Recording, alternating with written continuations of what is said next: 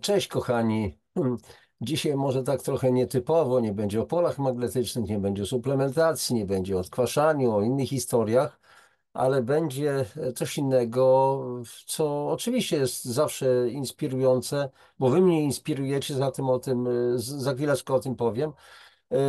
Tym bardziej, że w jednej ze swoich książek, tą okładkę macie, Nie samym chlebem żyje człowiek, poruszałem w jednym z rozdziałów bardzo, bardzo obszernie pewien bardzo e, trudny, a jednocześnie bardzo ciekawy temat, który w gruncie rzeczy dotyczy każdego z nas.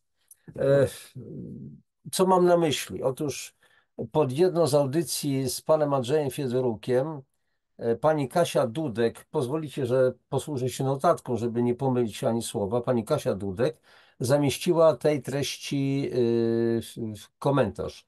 Bardzo proszę o filmik na temat tego, co panowie poruszyli, czyli wpływ wizualizacji na nasze zdrowie, życie. I, znaczy, od razu się uśmiecham, bo do pani Kasi również, bo pani Katarzyna wywołała właśnie ten temat. Bardzo mnie to poruszyło. Fajnie, że od was, oglądających moich gości, w zasadzie obecnych cały czas tutaj na tym kanale, wyszedł ten temat. Bardzo trudny do omówienia. Nie angażowałem tutaj akurat w tej chwili pana Andrzeja Fiedoruka do jakiejś dyskusji. Myślę, że akurat dzisiaj to w tej chwili nagrywam, a więc myślę, po prostu wezmę to na klatę, że tak powiem, i przedstawię to, co ewentualnie mam do powiedzenia. Jeszcze raz powtarzam, temat nie jest taki łatwy, bo to dotyczy kreacji, tego, jak kreujemy nasze życie. I tutaj oczywiście, słuchajcie, taki cytat zamieszczony, a to nie wiecie, że bogami jesteście? To są słowa Jezusa z jednej z Ewangelii, a więc akurat dla mnie ta postać, ten cudowny, ta cudowna istota, wielki nauczyciel ludzkości, który naprawdę wiele uczył. Oczywiście wiele słów zostało przeinaczonych i tak dalej. Zafałszowana ta nauka została. Od razu tutaj, żebyśmy się dobrze rozumieli, słuchajcie, to co mówię, nie musicie tego przyjmować kompletnie na wiarę w całości. Możecie to wszystko odrzucić, możecie wziąć w całości, możecie wziąć częściowo to, co wam pasuje. Pamiętajcie, że macie być wolni w waszych poglądach, w waszych postanowieniach, w waszym życiu. Macie być wolni wszyscy i nie musicie sugerować się tym, co kto powie. Zresztą myślę, że jeszcze będę robił temat o autorytetach tak zwanych, więc od razu powiadam, że nikt z nas nie może być żadnym autorytetem dla innych. Może być co najwyżej czasowo przewodnikiem, takim nauczycielem, człowiekiem, który poprowadzi przez pewien czas, a później mamy własną ścieżką życia pójść samodzielnie dalej i samodzielnie kreować życie. Ale słuchajcie, ad rem. Chodzi o wizualizację, generalnie chodzi o kreacjonizm, o kreację, o stwarzanie. E, Mam nawet na moim kanale, tutaj na YouTube, na Barwach Zdrowia, specjalny temat, który swego czasu przedstawiałem w Sobótce na powitaniach wiosny, powitaniach jesienni. To są takie dwa potężne eventy, spotkania kilkudniowe organizowane przez panią Krystynę Maciąg z, no powiedzmy, z niezależnej telewizji wrocławskiej. Bardzo, bardzo ciekawe, tam często robiłem wykłady. I między innymi był tam temat świadomość, niezwykła postać stwórczej energii. Jak stwarzać? No właśnie, jak stwarzać? Czy to tylko wystarczy jakaś wizualizacja i tak dalej? No niekoniecznie. Posłuchajcie, wiele lat temu zaczytywałem się różnego rodzaju publikacjami bardzo znanych postaci, między innymi Josepha Murphy, na temat podświadomości, Joe Dispenza i tak dalej, i tak dalej. Często niewiele jeszcze wówczas tego rozumiałem, ale to było ponad 30-40 lat temu. Oczywiście zależało mi na sukcesie w życiu, na życiu rodzinnym, na pieniądzach, na wielu rzeczach, żeby to już mieć. I okazało się, że im bardziej, im bardziej stosowałem zasady, które były opisywane w książkach, to po prostu ponosiłem klęski i to spektakularne klęski. ale które prowadziły do zwycięstwa. Dzisiaj czuję się zwycięzcą, tylko trzeba byłoby po prostu parę rzeczy przepracować. I teraz co mam na myśli, mówiąc, że ponosiłem klęski i jakby nie umiałem wdrożyć w życie tego, co inni przekazywali w tych książkach, między innymi właśnie Joseph Murphy, Potęga Podświadomości.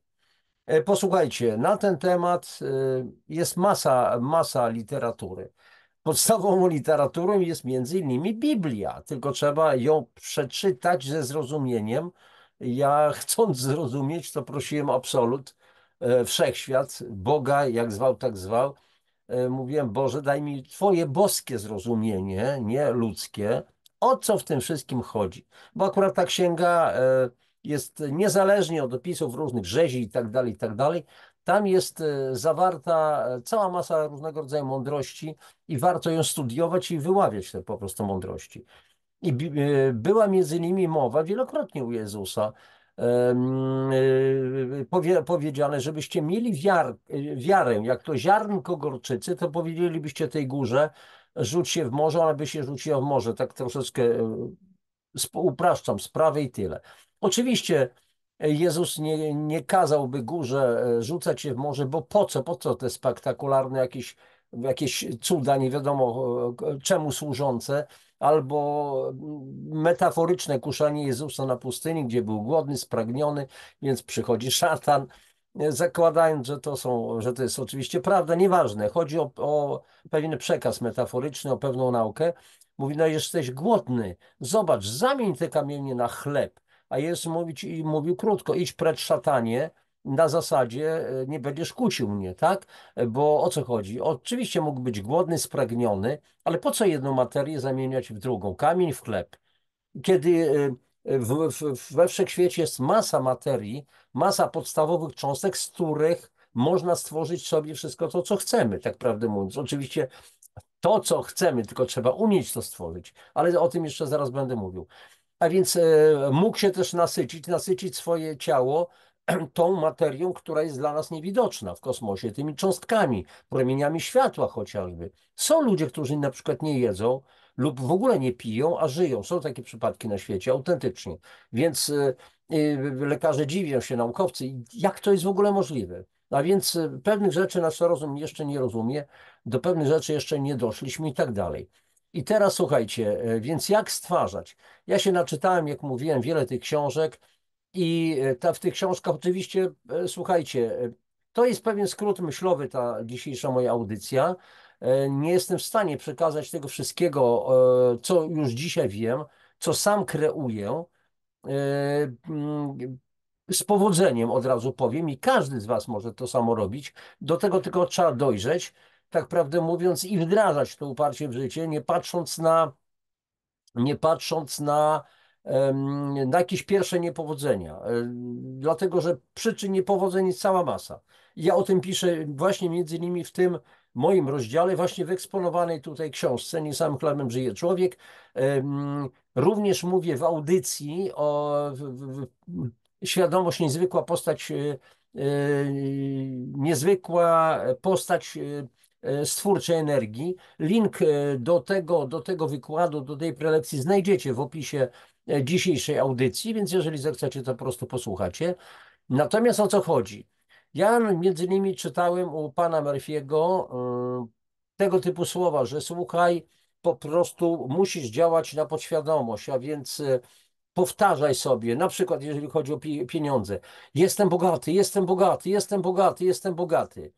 Albo jeżeli chodzi o zdrowie, jestem zdrowy, jestem zdrowy, jestem zdrowy. No i teraz jest pewien problem. Samo powtarzanie, słuchajcie, kochani, nic nie daje. Naprawdę nic nie daje. Może nawet jeszcze przeszkodzić. Dlaczego? Dlatego, że zaglądam do własnej kieszeni, ja, Janusz, sprzed wielu, wielu lat, a te kieszenie są puste. Inny człowiek, który jest chory, leży na łożu boleści, powtarza: jestem zdrowy, jestem zdrowy, jestem zdrowy, a sam wie doskonale, że nie jest zdrowy, tylko jest chory. A podświadomość to jest wiecie, takie dziecko, które doskonale wszystko wyczuwa. I wiecie, co wówczas pokazuje podświadomość? Przepraszam, za troszeczkę może niestosowny gest, ale powtórzę gest Kozakiewicza. O takie nam robi podświadomość, naprawdę.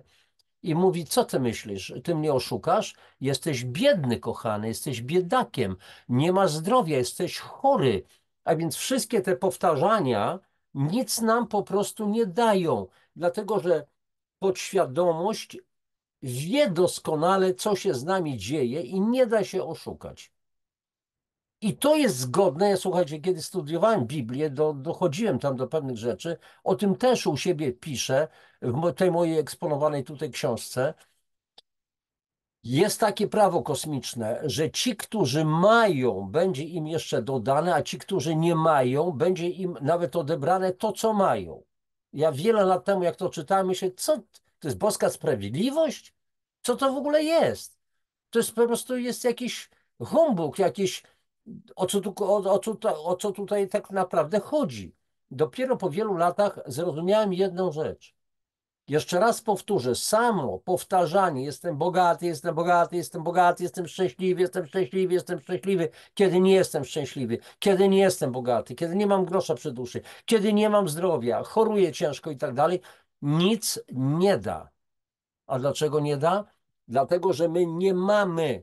Czego nie mamy? Nie mamy tego stanu bogactwa, nie mamy stanu zdrowia, nie mamy stanu szczęścia i nie mamy nic w naszym umyśle. To tylko jest powtarzanie, które nic nie daje i wprost przeciwnie nas pogrąży. Bo jeżeli nie masz mentalności człowieka bogatego, co z tego, że wygrałeś 10 milionów totolotka? 2-3 lata i tych pieniędzy nie ma. Znacie na 100% tego typu przykłady. Więc błyskawicznie się pieniądze rozeszły, bo nie trzymały się tego człowieka, bo on tak prawdę mówiąc był nędzarzem mentalnym, duchowym. Bez obrazy oczywiście. Chodzi o to, że te pieniądze u niego być nie mogły, bo on był przyzwyczajony do zupełnie czegoś innego. Nie miał mentalności, powtarzam, człowieka szczęśliwego, bogatego, zdrowego i tak dalej, i tak dalej, i tak dalej. Ci, którzy mają, będzie im jeszcze dodane. Ci, którzy nie mają, to będzie nawet im odebrane to, co mają. Takie jest przesłanie. Pozornie bezlitosne. Więc co trzeba zrobić? Trzeba po prostu wykorzystać te prawa kosmiczne. I oczywiście, jeszcze raz powtarzam, dość mocno spłycam temat, bo to są godziny, że tak powiem, być może trzeba byłoby na ten temat mówić.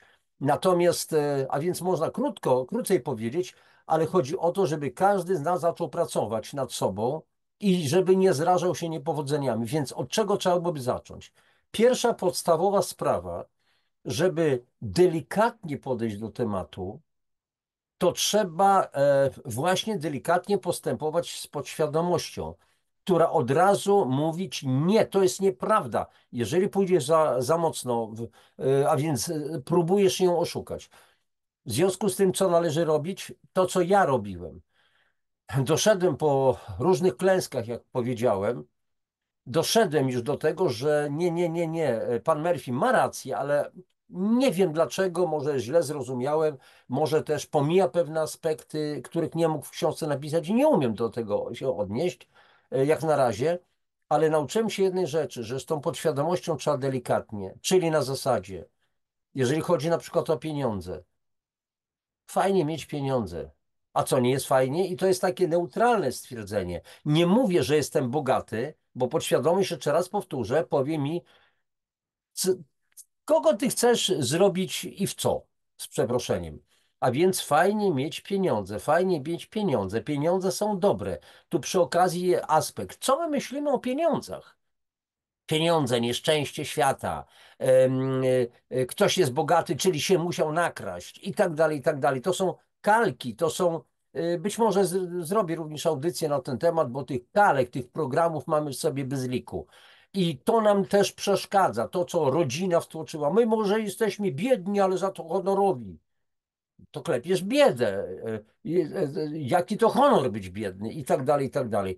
Więc to jest taki rodzaj usprawiedliwienia, że jestem biedny, ale za to właśnie honorowy, zobacz synu, jaką mamy wartość. A tamci to są złodzieje, to są szubrawcy, wykorzystują i tak dalej. I to jest ocena.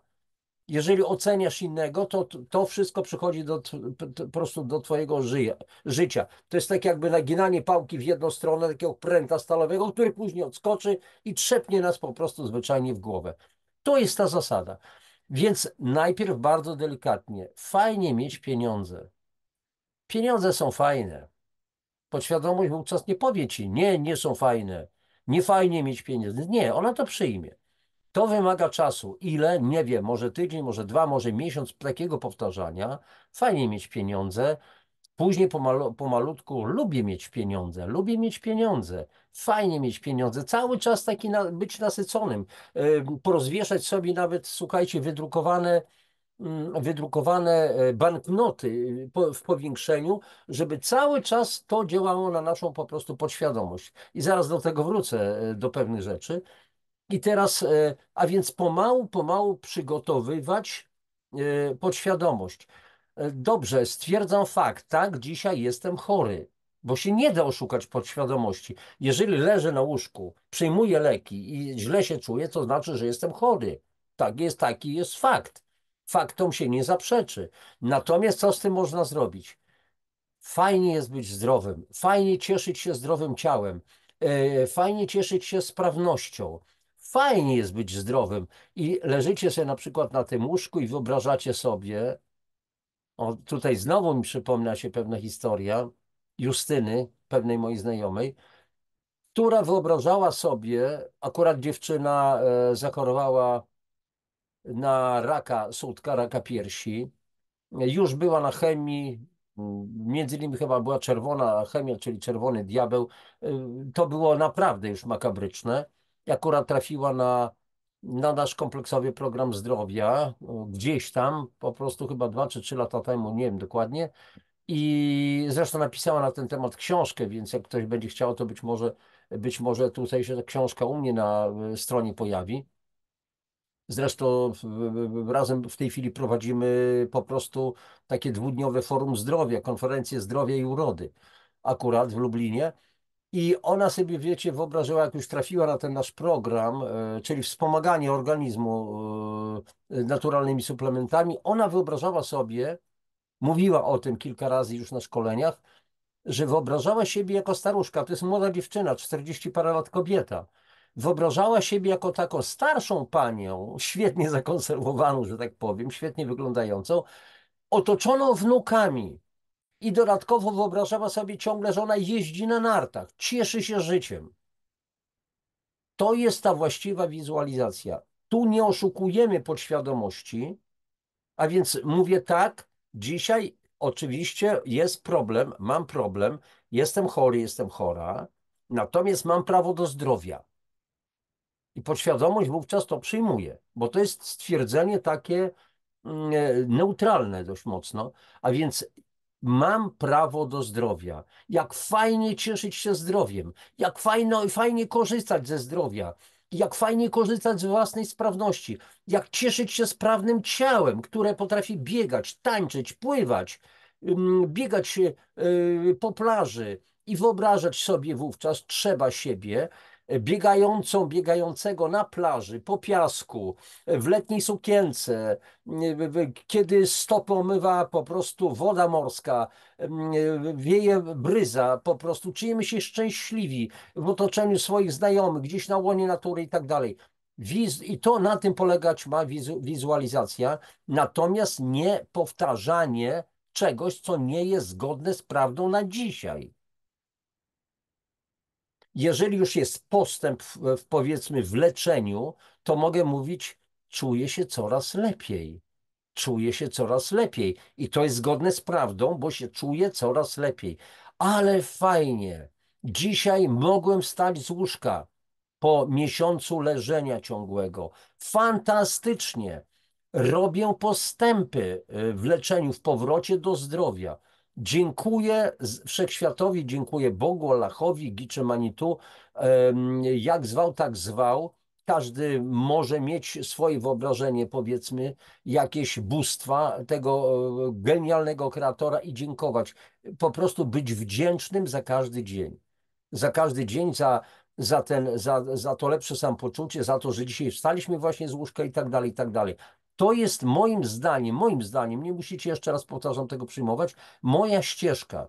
To wypraktykowałem i wyobraźcie sobie, że w 2017 chyba roku, tak, 17 roku odbierałem wyleasingowanego Mercedesa GLC, solidna maszyna, 270 000, 275 000 złotych,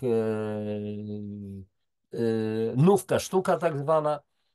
I wyobraźcie sobie, że chyba 3 lata wcześniej miałem takie marzenie, bo całe życie jeździłem małymi samochodami, bardzo małymi i przeważnie starymi samochodami. Dwa ostatnie to były nowe, jedynie, ale maluszki. Cinquecento i DU. Jak widzicie, otwieram się bardzo mocno z pewnymi sprawami osobistymi i marzyłem o takiej solidnej maszynie. Marzył mi się ten cały Mercedes, więc w internecie znalazłem akurat takiego Mercedesa. Nie lubię takich osobowych, znaczy typowych osobówek. Lubię SUVy, a więc większa maszyna siedzi się wyżej. I znalazłem taką maszynę. Wydrukowałem to zdjęcie i u mnie w moim pokoju na tablicy korkowej to zdjęcie wisiało. Ja z nim przebywałem codziennie, nieświadomie dosłownie. Nie wgapiałem się w to zdjęcie, jak wiecie, jak przed ścianą bankomatową, ściano, daj mi pieniędzy. I nie, tego nie było. Ja tylko po prostu wchodziłem do pokoju, ale widziałem, mój wzrok ciągle padał, nieświadomie nie myślałem o tym samochodzie. I wyobraźcie sobie, jak otrzymałem ten samochód, odbierałem go, akurat w Sosnowcu na Śląsku. Przypomniało mi się, jak wróciłem później do mojego mieszkania, spojrzałem na tą fotografię. Niesamowite. Nieświadomie chciałem mieć tego Mercedesa z progami.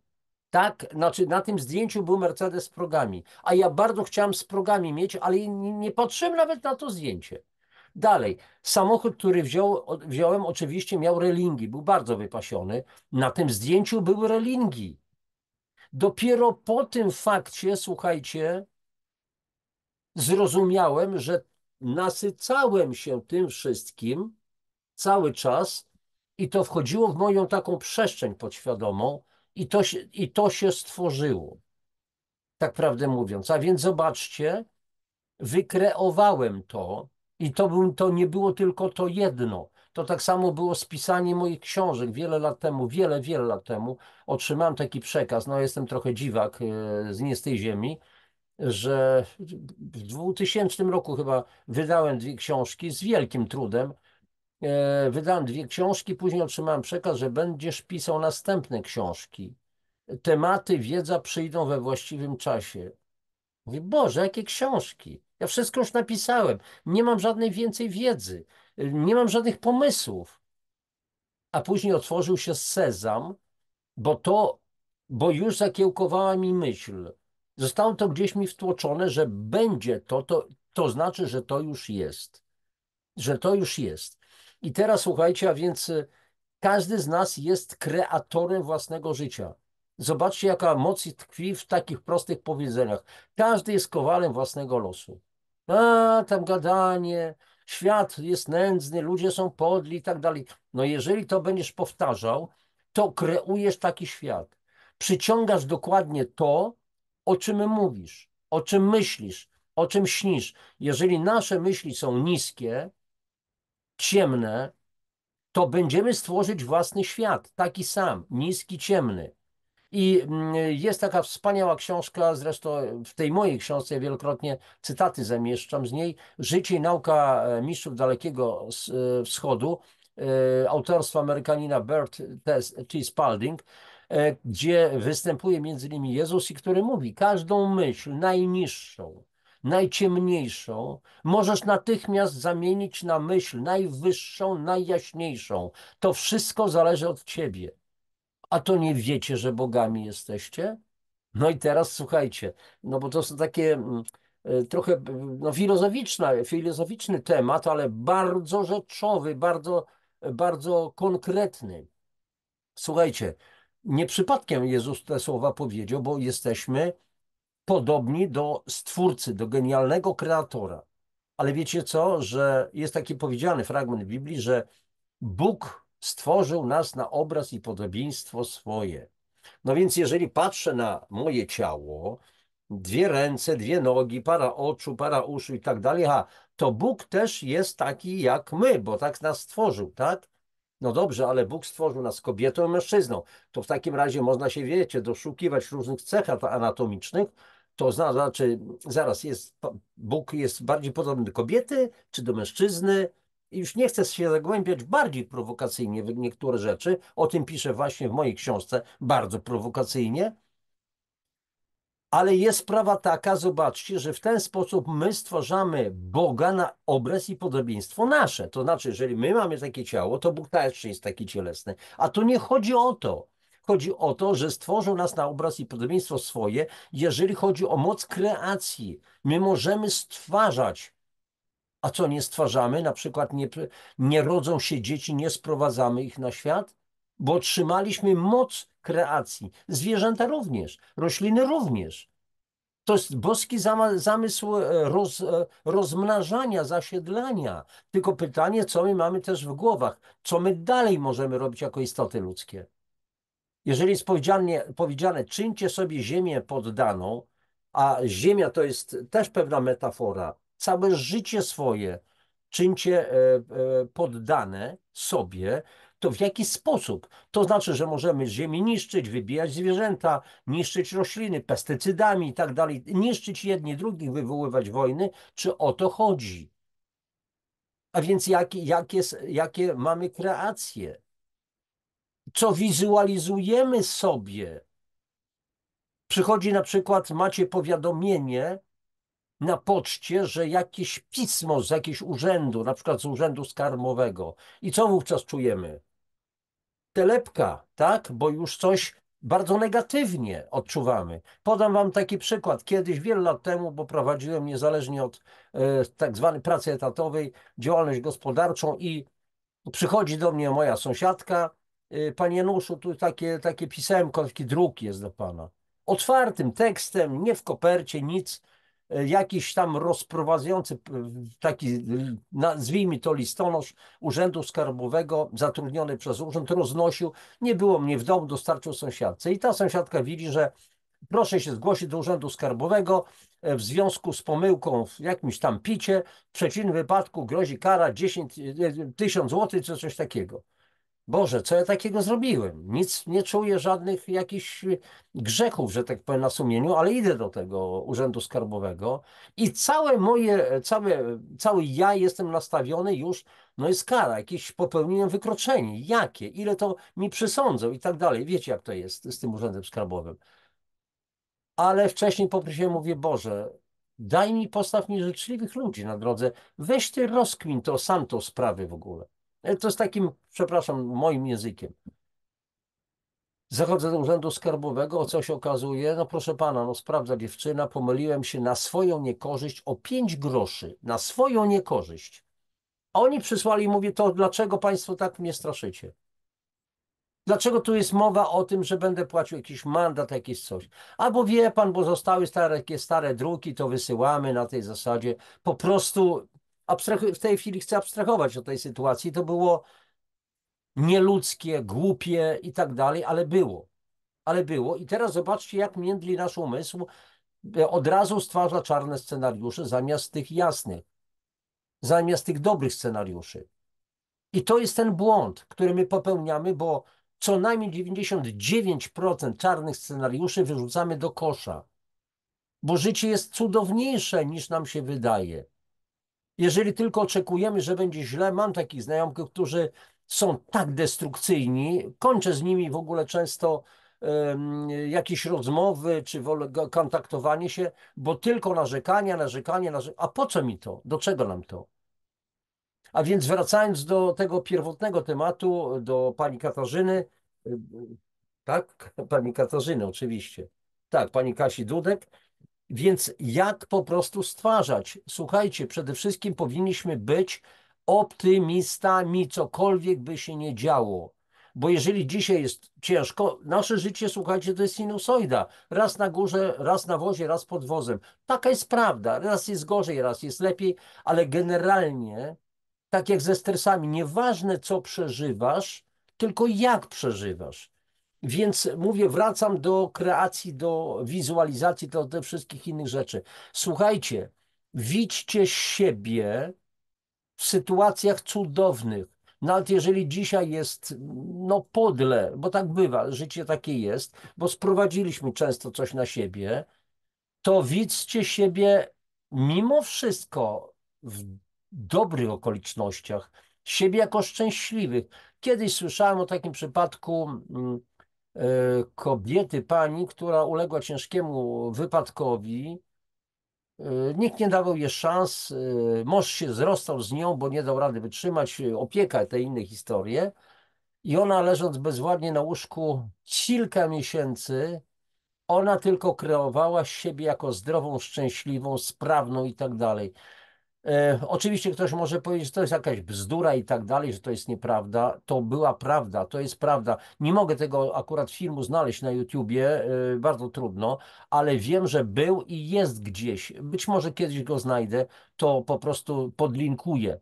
To była niesamowita wprost lekcja. Zresztą ja mówię, moje życie też jest przykładem takich wydarzeń, że to, co sobie kreowałem kiedyś, bo byłem niesamowitym czarnowidzem, więc to wszystko, co kreowałem na czarno, to się absolutnie dużo pospełniało. I w finansach, i w rodzinie, i tak dalej, i tak dalej. I po prostu czasami były takie przypadki, że sądziłem, że już jestem na dnie. I pamiętam, szedłem ulicą i tak sobie mówiłem, Boże, po prostu schodzę do dna. Nie wiem, co dalej można zrobić. Jeżeli masz jakiś pomysł, to po prostu pomóż. I wiecie, co im pomogło? Nagle oświeciło mnie. W tym momencie, zaraz, to jeżeli schodzę do dna, to mogę albo zostać na tym dnie już na koniec, albo po prostu się odbić. A ponieważ ja mam taką naturę wojownika, no ktoś może powiedzieć, ale ja nie mam, to zacznij walczyć. To zacznij walczyć o siebie. O siebie warto zawsze walczyć. To się odbije, bo nie dam się, że tak powiem, ugrobić, nie pozwolę na to, żeby zostać na dnie. To jest, przypomina mi się, słuchajcie, taka anegdotka o dwóch żabach. Dwie żaby wpadły do oddzielnych kadzi ze śmietaną. Jedna no, zrezygnowana, ogromna kadź, no więc utopiła się w tej śmietanie, nic nie robiła, a druga tak mocno biła tymi łapkami, że ubiła z tej śmietany masło i wypłynęła na tej górze masła, bo to masło, akurat tłuszcz, pływał po prostu w maślance później i tak dalej. Więc to jest kapitalny przykład. Róbmy coś z wielkim optymizmem, z wielką wiarą, powtórzę. Chociaż gdybyście mieli wiarę taką jak to ziarnko gorczycy, to powiedzielibyście tej górze, żeby wrzuciła się do morza i ona by to zrobiła. A więc po prostu wiara. I tak działał. Dla mnie to jest to jest przykład wspaniałego nauczyciela. Biblijne to opowieści. Jest taki świetny w tej chwili serial The Chosen. Po prostu na Netflixie i na YouTubie można znaleźć po prostu krótkie odcinki, takie zwiastuny, więc tam są bardzo ciekawe rzeczy. No, sprawa kobiety, która miała problem akurat z narządami kobiecymi, która uwierzyła, że jeżeli tylko dotknie do szat Jezusa, zostanie uleczona. I on później mówi, że zaraz, ktoś mnie tutaj dotknął, bo energia mi uszła. Tak, był przekaz energetyczny, transfer energetyczny, i on mówi, córko, twoja wiara cię uzdrowiła.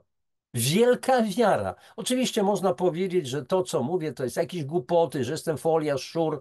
Mnie to nie interesuje. Jakie mogą być opinie negatywne? Ja jestem ponad tym. Naprawdę moja skóra tak stwardniała przez lata różnych obelg, różnych wyzwisk i tak dalej, że mnie to naprawdę dzisiaj nie interesuje i wam tego życzę, żeby w waszym świecie, żebyście się odpornili na negatywne opinie, na negatywną cenę, że jesteście głupi, że po prostu jeżeli ktoś o was tak się wyraża, to nie jest godny tego, żeby być waszym współtowarzyszem życia, czy należy do tej rodziny, czy coś w tym rodzaju. Nie oznacza to, że macie z nim do końca zerwać, ale po prostu zerwać z własnym myśleniem, tym negatywnym o sobie. Chodzi o to, żebyście mieli moc myślenia o sobie bardzo dobrze. bo jesteście jedyni, jesteście niepowtarzalni na tym świecie. Jeżeli przyjrzycie się wokół siebie, to zwróćcie uwagę, że nie ma takiej drugiej istoty jak wy. Nie ma. Nie ma takiej istoty drugiej jak pani Kasia Dudek, która napisała akurat ten komentarz. To jest niezwykłe po prostu.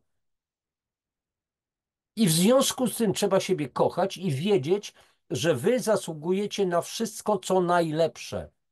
I budować w sobie ten poziom bardzo pozytywnych emocji, że zasługuje na szacunek, zasługuje na miłość. A wiecie dlaczego? Bo kocham siebie, bo lubię siebie. Tak, ja, Janusz, kocham siebie i lubię siebie, bo jestem fantastycznym facetem. Oczywiście, że jestem. Oczywiście ja wiem, że wielu z was może powiedzieć, że nieskromnie to zabrzmiało, ale po prostu wiem, że jestem fantastyczny, tak samo jak wy jesteście fantastyczni. Znaleźliście się tutaj. Uczyłem uczniów moich w różnych szkołach i w szkole średniej, w szkole podstawowej również o tym, że są fantastyczni, że są niepowtarzalni, że nie ma takich drugich jak oni. Co z tego, że ma z matematyki pałę, z polskiego pałę i tak dalej, ale on świetnie maluje, rewelacyjnie. To co, jest skazany od razu na porażkę? Nie. Można zostać mistrzem świata w układaniu wykładzin w domach, w przycinaniu. Można być mistrzem świata w sprzątaniu, w zmywaniu naczyń i tak dalej, i tak dalej. A więc do czego zmierzam cały czas?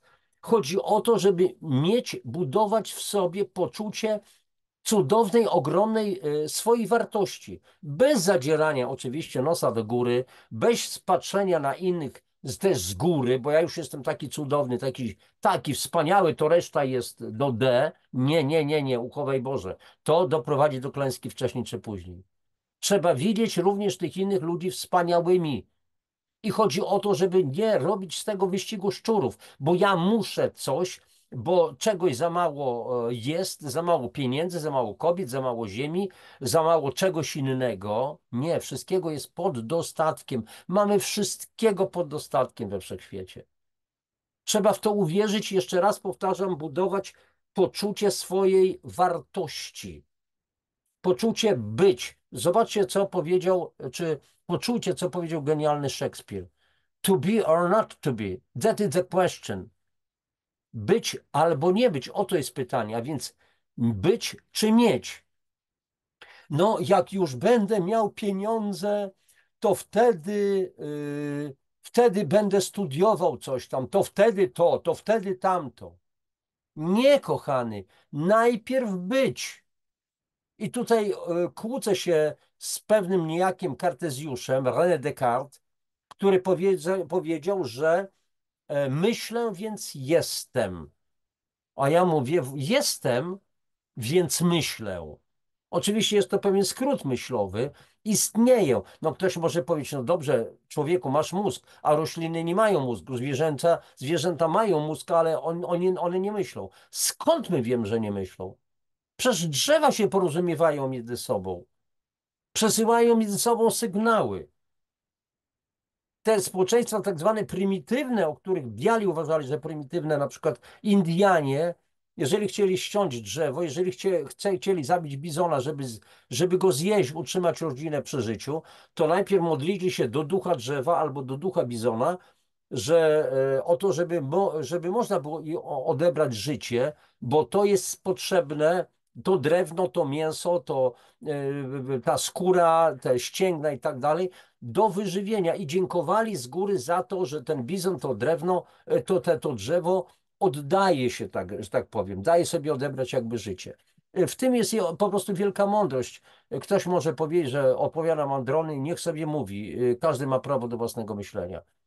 A więc podstawą kreacji, podstawą dobrego życia, w zdrowiu, w sprawności jest przede wszystkim budowanie siebie, praca duchowa, najcięższa z prac. Najcięższa, najtrudniejsza, ale jednocześnie, kochani, dająca najwięcej satysfakcji. Tak wiele, że to się w głowie nie mieści, że później, słuchajcie, to się czuje motyle w brzuchu, bo coś się spełniło. Jezu, o to właśnie prosiłem, to o tym myślałem cały czas, o tym wiedziałem, że to się stanie. ale tak trochę może nie do końca wierząc, i to jest właśnie ten element, który nam przeszkadza. Im więcej było niewiary na początku, tym większą pracę trzeba wykonać. Ech, Słuchajcie, trochę to trwało. Mówiłem na samym początku, że ja nie jestem w stanie wyczerpać tego tematu. Ja tylko jakby zakreślam pewne ramy. Natomiast jeżeli chcecie więcej, to jeszcze raz powtarzam, tak, mówię świadomie, możecie zamówić tą książkę. Ja w tej książce opisuję to bardzo dokładnie.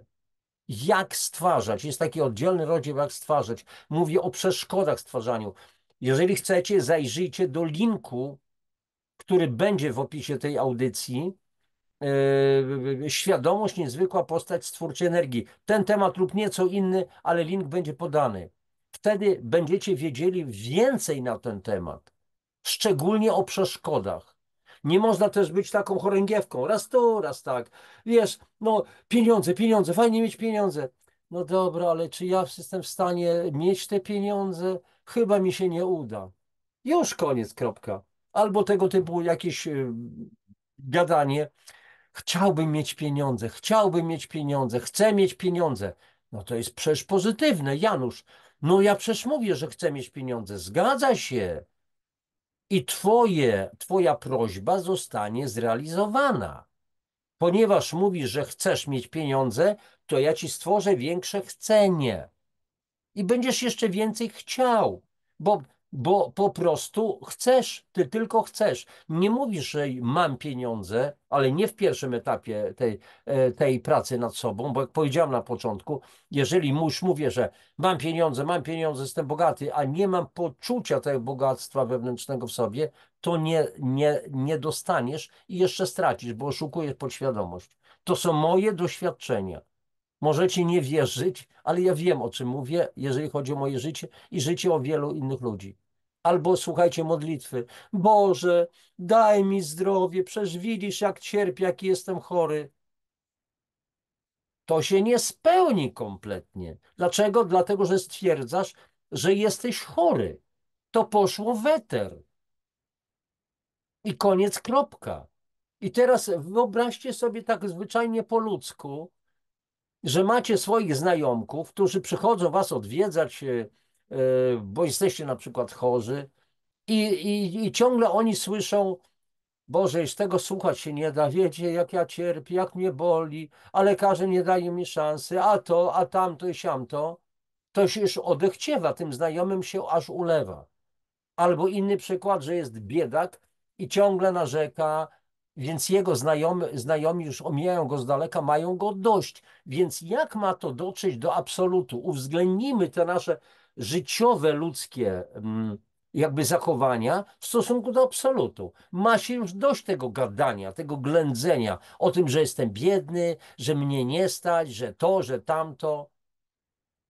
To zacznij myśleć, że cię stać, że cię na coś stać. Za to, zacznij myśleć, że jesteś zdrowy, masz prawo być zdrowy. Dlaczego by nie? A dlaczego by nie, tak prawdę mówiąc? A więc słuchajcie, no więc tak się rzecz się przedstawia. Nagadałem się dzisiaj troszeczkę. Dziękuję za to, że znieśliście to i wznieśliście się już ponad różne rzeczy. Dziękuję, że żeście byli. Namawiam Was do zajrzenia do linku, który Wam podam. Świadomość, niezwykła postać twórczej energii. Mam nadzieję, że to wielu z Was po prostu pomoże ustawić sobie pewne priorytety, sposób myślenia również o sobie samym. I chodzi o to, żebyście zaczęli umieć po prostu stwarzać te swoje upragnione. Trzymajcie się, najlepszego Wam życzę. Papatki.